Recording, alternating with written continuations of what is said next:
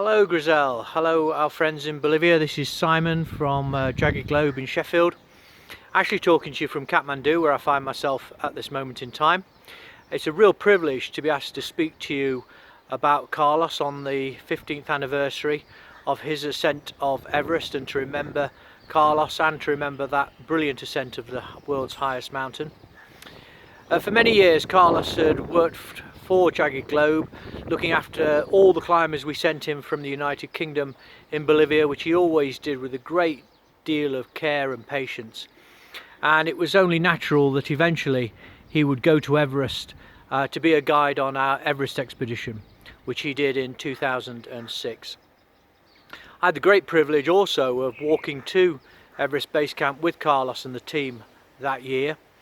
And I remember him being kind and patient, and we also, when we got to base camp, I remember a huge cake being cooked, because one of the very first things we did when we got to Everest was to celebrate Carlos being awarded this International Mountaineering Guides qualification, and that was a great way to kick off the expedition and a real marker for Carlos's professionalism as a mountain guide.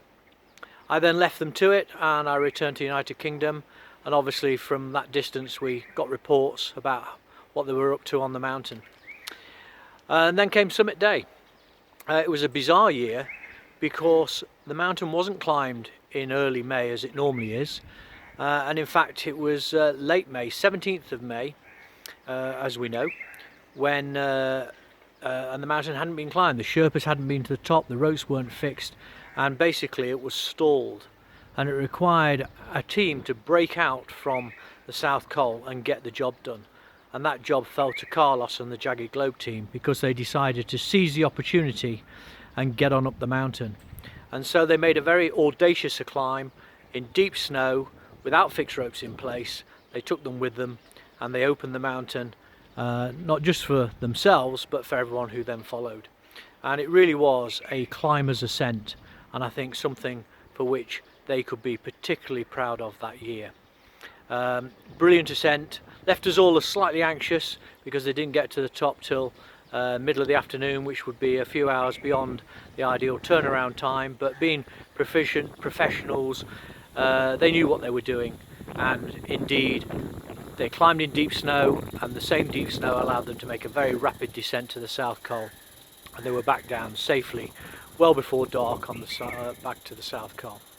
So great achievement, great testament to brave climbing by Carlos and the team, and it really opened the mountain for everybody that year.